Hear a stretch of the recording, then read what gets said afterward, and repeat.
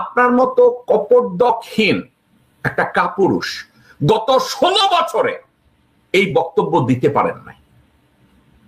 বাংলাদেশে আপনার মাকে নিয়ন্ত্রণ করছে যারা আওয়ামী লীগের হয়ে, আপনার মাকে যারা অসুস্থ বানিয়েছে আওয়ামী লীগের হয়ে, ভারতের হয়ে, আজকে ওই লোকগুলোর কাছে বশ্যতা স্বীকার করে তাদের নেতৃত্ব মেনে নিয়ে এখন তাদের দেওয়া ন্যারেটিভ আপনি ওখানে বসে দিচ্ছেন। পিন্ডি নয়, দিল্লি নয়। আপনি বাংলাদেশের জন্য আদৌ কি করেছেন? আপনি করেছেনটা কি? আপনি আপনার বাবার সুসন্তান হিসাবে কি করেছেন? বিএনপি তো আপনার নিয়ন্ত্রণে নাই, বিএনপি কেউ আপনার কথা শুনে না। আমার কথা হচ্ছে এরা জানোয়ারেরও একটা ধর্ম আছে, ওদের সে ধর্মও নাই, ওদের সে ধর্মও নাই মাননীয় স্পিকার। ওদের মধ্যে কোনো মনুষ্যত্ব বোধ নাই। ওরা চুরি, লণ্ঠন, দুর্নীতি, দুর্বৃত্তায়ন ছাড়া কিছুই জানে না। ওদের নেতা থেকে শুরু করে সবই তো, এবং সৃষ্টি যে করেছে। শুনেছেন? ওদের ভিতরে কোনো মানবিকতা কাজ করে না, ওদের ভিতরে কোনো ঈমান কাজ করে না, ওদের ভিতরে কোনো দেশপ্রেম কাজ করে না। ওদের ভিতরে শুধু কাজ করে নেমোখারামি, বেঈমানি, দেশদ্রোহিতা, মুনাফিকি, ফাসিকি, এগুলো ওদের মধ্যে কাজ করে। হাসিনা বলছে, কেন বলছে জানেন? হাসিনার চেয়ে ভালো আর কে জানে?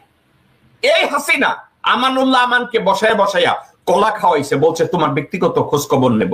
এবং আমানুল্লাহ আমান এই দায়িত্ব পালন করেছে। কেমনে পালন করেছে জানেন?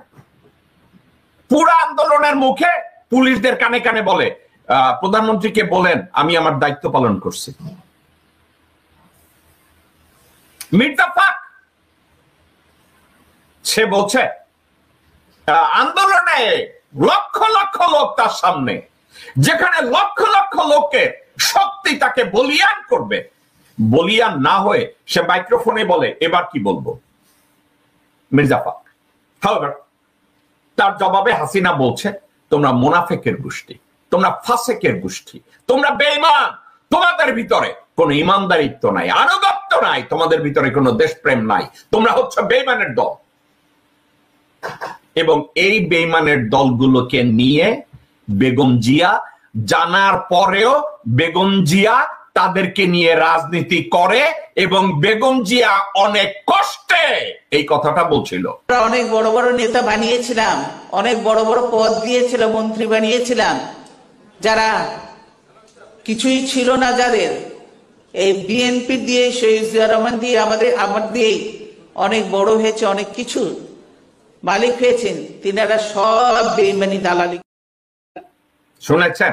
উনি টের পেয়েছে, উনি টের পেয়ে গেছে যে বিএনপির এরা মুনাফিক, এদের কোনো আনুগত্য নাই, এদের কোনো অস্তিত্ব নাই, এদের কোনো ধর্ম নাই, এদের কোনো উদারতা নাই, এদের কোনো ঈমান নাই, এরা বেঈমান।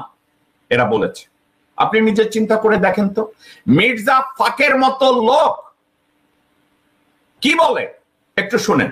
বেগম জিয়া কি বলে এবং মির্জা ফাক কি বলে। আগে বেগম জিয়া কি বলে এটা শুনেন। জিয়াউর রহমান বেঁচে থাকলে অনেকেই বলে বাংলাদেশের চেহারা আজকে অন্যরকম হতো। সেজন্যই তো আজকে বাংলাদেশকে যারা চায় না কখনো বাংলাদেশ উন্নতি করুক, বাংলাদেশ এগিয়ে যাক, তারা আজকে ষড়যন্ত্র, তারা তখন ষড়যন্ত্র করে জিয়াউর রহমানকে এই দুনিয়া থেকে সরিয়ে দিই। বেগম জিয়া যখন এই কথাটা বলে তার পিছনে কে বসা ছিল? মির্জা ফাক। আবার আমি ভিডিওটা চালাবো, একটু দেখেন। জিয়াউর রহমান বেঁচে থাকলে অনেকেই বলে বাংলাদেশের চেহারা আজকে অন্যরকম হতো। সেজন্যই তো আজকে বাংলাদেশকে যারা চায় না কখনো বাংলাদেশ উন্নতি করুক, বাংলাদেশ এগিয়ে যাক, তারা আজকে ষড়যন্ত্র, তারা তখন ষড়যন্ত্র করে জিয়াউর রহমানকে এই দুনিয়া থেকে সরিয়ে দিই। দেখেছেন বেগম জিয়ার পিছনে মির্জা ফাক বসে বসে চশমা মুছে। এই বেগম জিয়া এটা বলেছে, ঠিক আছে, বেগম জিয়া এটা বলেছে। এখন দেখেন তার দলের মহাসচিব মির্জা ফাক সে নিজে কি বলে।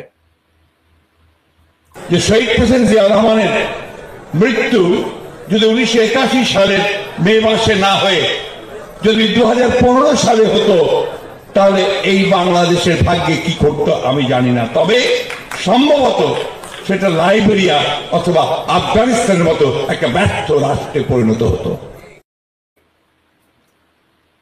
সুন্দর না? মহাসুন্দর বিএনপির মহাসচিব, এবং এদেরকে দিয়ে তারেক রহমান দল চালাবে। তারেক রহমান বলছে দিল্লি নয়, পিন্ডি নয়। আমি কথাটাকে হুবহু বলতে চাই, আমি মিস করতে চাই না। তারেক রহমান বলছে, তারেক রহমান বলতেও তো একটা কথা, তো একটু ঠিক মতো বলি। দিল্লি নয়, পিন্ডি নয়, সবার আগে বাংলাদেশ।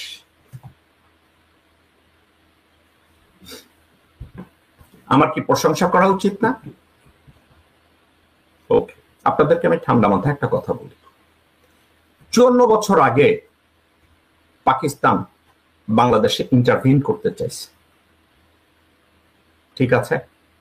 গত 54 বছরে পিন্ডি, রাওয়ালপিন্ডি এখন পাকিস্তানের রাজধানীও না, এখনো সে ওই ভারতের যে ন্যারেটিভ পিন্ডি, ওই ভারতের ন্যারেটিভ ধরে বাচাধন তারেক রহমান লন্ডনে বসে আছে। তারেক রহমান সাহেব, আপনার কি মনে নাই রাওয়ালপিন্ডি এখন আর রাওয়ালপিন্ডি না? পাকিস্তানের রাজধানী এখন ইসলামাবাদ। এখন আপনি পিন্ডি ধরে আছেন। পিন্ডি তো ইন্ডিয়ান ন্যারেটিভ, আপনি এখনো পিন্ডি ধরে বসে আছেন। এবং আপনার তথাকথিত পিন্ডি গত 54 বছরে বাংলাদেশের স্বরাষ্ট্র, পররাষ্ট্র, বাণিজ্য কোন নীতিতে তারা ইন্টারভিন করে নাই। তারা তাদের কোন পলিসি বাংলাদেশের উপরে ইম্পোজ করে নাই। এখন আপনি পিন্ডির নাম নেন কেন? পিন্ডি তো গত 54 বছরে বাংলাদেশে কোনো কিছু করে নাই। গত 54 বছরে পিন্ডি করেছে এমন একটা উদাহরণ আপনাকে যদি কেউ দেয়, আপনি তো দিতে পারবেন না। তারেক রহমান, আপনি কেন লোকজনের সাথে ইন্টারভিউতে যান না আপনি জানেন? আপনার লেখাপড়া নাই। অনেকে বলে আপনি ম্যাচিউরড হয়েছেন, অনেকে বলে আপনি নাকি লন্ডনে বসে লেখাপড়া করেছেন। কি লেখাপড়া করেছেন? গত 54 বছরে পিন্ডি অর্থাৎ পাকিস্তান, পিন্ডি তো এখন নাই। পিন্ডি এখন তো পাকিস্তানের রাজধানীও না। পিন্ডিতে কোনো আইন প্রণয়ন হয় না, আইন প্রণয়ন হয় রাজধানীতে। তো আপনি এটা নিয়ে কি বলছেন? পিন্ডি নয়, দিল্লি নয়, আপনি পিন্ডিটাই আগে বললেন। যেই পিন্ডি, যেই পাকিস্তান গত 54 বছরে বাংলাদেশের কোন জায়গায় ইন্টারফেয়ার করে নাই, সে পিন্ডি নাকি পিন্ডির কোন লোক আপনাকে এসে বলছে এইটা সেইটা আছে নাকি কোথাও? নাই তো। আপনি পিন্ডির নাম নিলেন কেন? ইন্ডিয়ান ন্যারেটিভ তৈরি করতে হবে, ইন্ডিয়ার দেয়া লাইনটা আপনাকে পড়তে হবে, দিল্লি নয়, পিন্ডি নয়। কে দিছে? মাহদি আমিন। আপনি কি ওই ইদানিং সালাউদ্দিন আর মাহদি আমিনের দেওয়া তত্ত্বের উপরে লাফাইতেছেন, নাকি স্পিচ রাইটার ওই বলদ এখনো আছে? দিল্লি নয়, পিন্ডি নয়। তারেক রহমান সাহেব, আপনাকে একটা কথা বলি, এই পৃথিবীতে টকার না, টকারদের লোকজন মনে রাখবে না। কাকে মনে রাখবে জানেন? ডুয়ার। আপনার সমস্যা কোথায় আপনি কি জানেন? আপনার দলের সবচেয়ে বড় সম্পদ বাংলাদেশের মানুষের ভালোবাসা এবং জনসমর্থন, তাও আপনার প্রতি না, আপনার মা এবং আপনার বাবার প্রতি, স্পেশালি আপনার বাবার প্রতি। এই জনগণ আপনার জন্য বুকের তাজা রক্ত ঢেলে দিতে তৈরি। আপনি ওই জনপ্রিয়তাটাকে গত 16 বছর কাজে লাগান নাই, গত 9-10 মাসে কাজে লাগান নাই। আপনি এখন কাজে লাগাতে গিয়েছেন ভারতের ন্যারেটিভ এবং ভারতের থিওরি বাংলাদেশে। ওই থিওরিটা কি? আপনি চাচ্ছেন ডক্টর মোহাম্মদ ইউনূস ডিসেম্বরের মধ্যে একটা নির্বাচন দিয়ে চলে যায়। আপনার মতো কপটদকহীন একটা কাপুরুষ গত 16 বছরে এই বক্তব্য দিতে পারেন নাই। বাংলাদেশে আপনার মাকে নিয়ন্ত্রণ করছে যারা আওয়ামী লীগের হয়ে, আপনার মাকে যারা অসুস্থ বানিয়েছে আওয়ামী লীগের হয়ে, ভারতের হয়ে, আজকে ওই লোকগুলোর কাছে বশ্যতা স্বীকার করে তাদের নেতৃত্ব মেনে নিয়ে এখন তাদের দেওয়া ন্যারেটিভ আপনি ওখানে বসে দিচ্ছেন পিন্ডি নয়, দিল্লি নয়। আপনি বাংলাদেশের জন্য আদৌ কি করেছেন? আপনি করেছেনটা কি? আপনি আপনার বাবার সুসন্তান হিসাবে কি করেছেন? বিএনপি তো আপনার নিয়ন্ত্রণে নাই। বিএনপি কেউ আপনার কথা শুনে না। আপনি বাংলাদেশে যেতে ভয় পাচ্ছেন। আপনার মামার নিয়োজিত মঈন আপনাকে যেই উষ্টা দিছে, ওই উষ্টার ব্যথা আপনি তো সারা জীবনে ভুলবেন না। আমিও ভুলতাম না যদি ওই উষ্টা আমি খাইতাম। আজকের আপনি ইন্ডিয়ান ন্যারেটিভ শুরু করলেন, পিন্ডি নয়, দিল্লি নয়। কারণ পিন্ডি তো এখন বাংলাদেশে গত 54 বছরে কিছু করে নাই। পিন্ডি কি গত 54 বছরে ভারতের মতো করিডোর নিছে? রোড করিডোর নিছে, পানি করিডোর নিছে, আকাশ করিডোর নিছে, বাংলাদেশের বর্ডারে হামলাও চালাইছে, পিন্ডির লোকজনরা বাংলাদেশের সীমান্তে এসে বাংলাদেশিদেরকে খুন করছে, বাংলাদেশের কমার্সে যেভাবে ইমব্যালেন্সড ওইটা করছে, কিছুই করে নাই, কিছুই করে নাই। বাংলাদেশের কলকারখানা বন্ধ করছে পিন্ডি, করে নাই। কিন্তু কি করছে জানেন? যে মুহূর্তে রোহিঙ্গা সমস্যার ভিতরে বাংলাদেশ মুষড়ে পড়ছে, ভারত বাংলাদেশের বিরোধিতা করলো জাতিসংঘে, কিন্তু পিন্ডি বলেছে আমরা বাংলাদেশের পক্ষে ভোট দেব। তারেক রহমান, ওইটা কি আপনারা মনে করাই দেব নাকি মনে আছে? রোহিঙ্গারা যখন বাংলাদেশে ঢুকলো, জাতিসংঘে যখন রোহিঙ্গা ফেরত দেওয়ার ব্যাপারে আলাপ আলোচনা শুরু হলো, ভারত জানায় দিল যে রোহিঙ্গা সমস্যা নিরসনে ভারত বাংলাদেশের পক্ষে ভোট দেবে না। কিন্তু আপনার ওই পিন্ডি বাংলাদেশের পক্ষে ভোট দিছে। তারেক রহমান সাহেব, এটা কি আপনি মনে আছে নাকি এগুলা নিয়ে পড়ালেখা করেন নাই? কেন করেন নাই?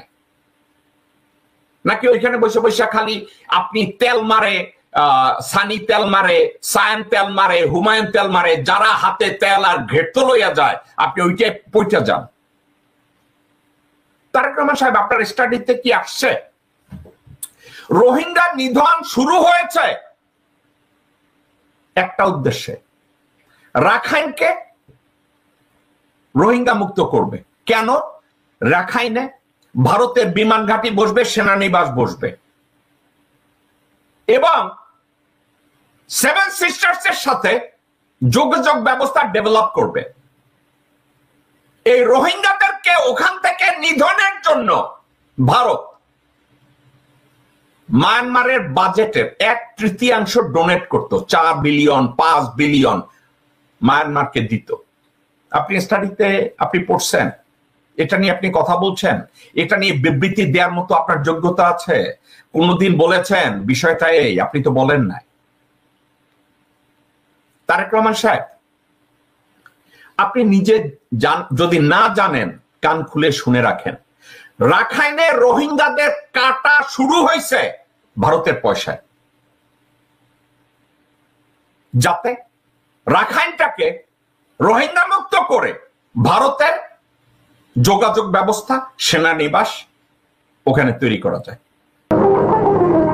কারা রইল গোপাপাট, কারা রইল গোপাপাট, ভেঙে ফেল পর রেলপাট, রক্ত জমার শিকল পুজোর ফসল বেটি। ওরে ও তরুণ নিশান, ওরে ও তরুণ নিশান, বাজে তোর গলায় বিশাল ধ্বংস নিশান, প্রাচীর প্রাচীর ভেটি। কারা